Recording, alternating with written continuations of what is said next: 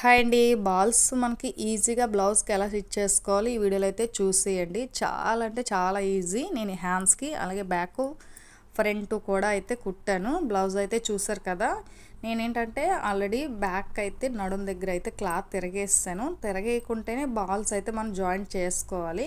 ఇప్పుడైనా పర్లేదు, నెక్ ఇంకా కుట్టలేదు కాబట్టి. ఇప్పుడైతే నేను ఎలా కుడుతున్నానో ఈ వీడియోలో అయితే చూసేయండి. ఫస్ట్ మనకి ఏంటంటే భుజాల కాడ జాయింట్ చేసుకునేటప్పుడు 6 ఇంచి అయితే ఖర్చు తీస్తాం కదా, ఆ 1/2 ఇంచి కూడా మనకి ఫస్ట్ తీసుకుని అలాగే 1 ఇంచి గ్యాప్ ఇచ్చి ఇలాగైతే మార్క్ చేసుకోవాలి. నేనైతే టేప్ తోటి ఆల్రెడీ 1 ఇంచి అయితే మార్క్ చేశాను. మీకు ఇంకా క్లియర్గా కనిపించాలని మార్కింగ్ అయితే కొంచెం డార్క్గా చేస్తున్నాను. చూడండి, గ్యాప్లు అయితే కనిపించాయి కదా, ఈ విధంగా చేసుకొని అలాగే బాల్స్ అయితే ఇలా రెడీ చేసుకోవాలి. నేనైతే థర్మాకోల్స్ బాల్స్ అయితే తీసుకొని క్లాత్ తోటి అయితే రెడీ చేసుకున్నాను. అలాగే మనకి లైనింగ్ అయితే ఫస్ట్ చూడండి, బాల్స్ పైకి ఉండేలాగా ఖర్చు ఓపెన్ సైడ్ ఉండేలాగా చూసుకొని లైన్ మొత్తం ఎలాగైతే మార్క్ చేసామో అదే విధంగా ఇలా నీట్గా అయితే ఫినిషింగ్ బాగుంటుంది.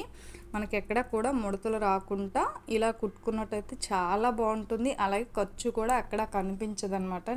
ఫినిషింగ్ చాలా బాగుంటుంది. చూసారు కదా, లైనింగ్కి మనం కుట్టేటప్పుడు ముడతలు అన్నది రాకూడదు. ఆ బాల్స్ని ఏదైతే తీసుకొని తయారు చేసుకున్నామో ఆ మార్కింగ్ పైన పెట్టి దానిపైన ఇలా కుట్టి వేసుకుంటే సరిపోతుంది. అలాగే హ్యాండ్స్కి ఫ్రంట్ కూడా కుట్టానన్నా కదా, సేమ్ ప్రాసెస్. నేనైతే నెక్ అయితే చూపిస్తున్నాను. అవి కూడా సేమ్ అలాగే మనకి 1 ఇంచి గ్యాప్ ఉండేలా చూసుకుంటే సరిపోతుంది.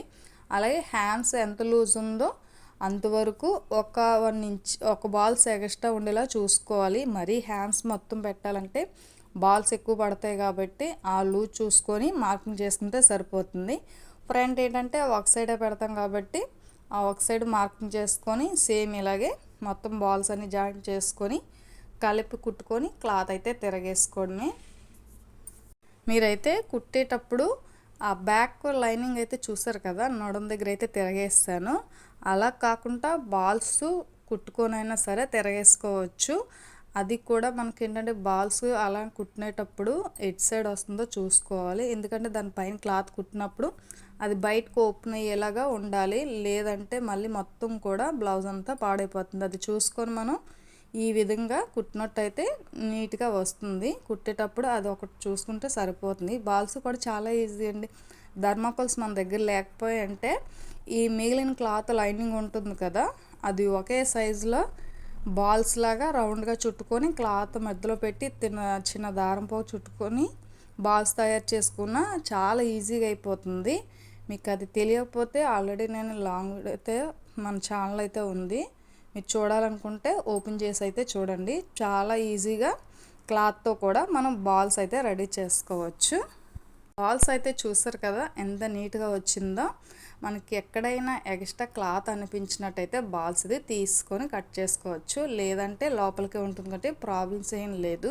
ఇది చూడండి, ఇలా రైట్ సైడ్ తిరగేసుకొని మధ్యలో బాల్స్ అయితే ఉంటుంది. పైన కాకుండా మనకి 2 క్లాత్ని కూడా మెయిన్ క్లాత్ని అలాగే లైనింగ్ని కలిపి అయితే ఏదైతే మనం బాల్స్ కుట్టేటప్పుడు కుట్టు ఉంటుందో అదే కుట్టు మీద మొత్తం కూడా నీట్గా ఇలా జాయింట్ చేసుకోవాలి. ఎందుకంటే క్లాత్ తిరగేసేస్తాం కాబట్టి ఇలా ముడతలు రాకుంటే ఇది తిప్పేటప్పుడు కూడా చూసుకుంటే సరిపోతుంది.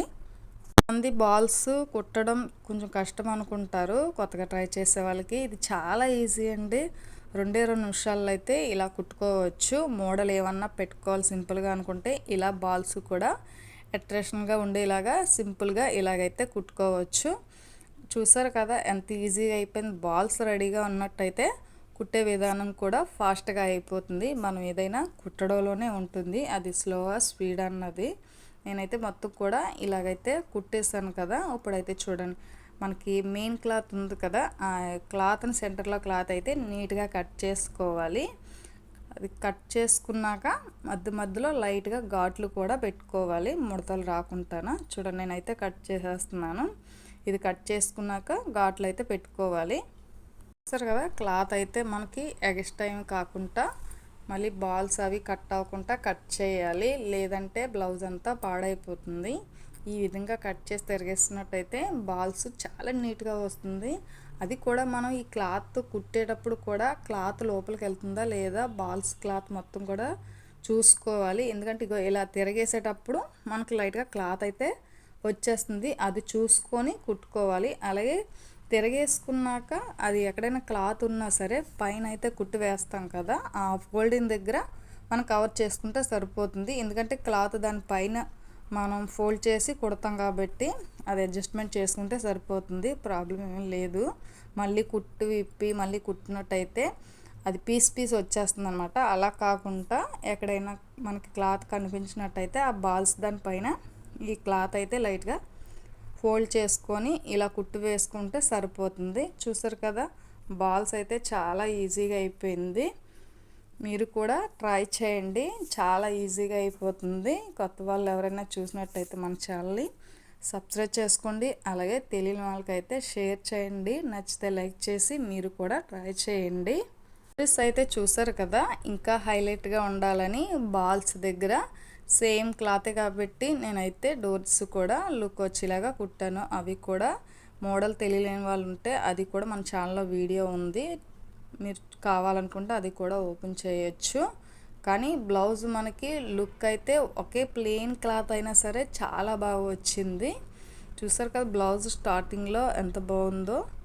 ప్లెయిన్ క్లాత్ అయినా సరే ఒకే కలర్ అయినా సరే మనం కుట్టే విధానంగా కుట్టుకుంటే లుక్ అన్నది చాలా బాగుంటుంది. ఫినిషింగ్ చూడండి లైనింగ్కి, అలాగే రైట్ సైడ్ బ్యాక్ సైడ్ కూడా ఫ్రంట్ బ్యాక్ కూడా ఎంత నీట్గా వచ్చిందో. మనకి ఎక్కడ కూడా ముడతలు కానీ దారం పోగులు కానీ లేవు. చాలా అంటే చాలా బాగా వచ్చింది ఫినిషింగ్ అయితేని.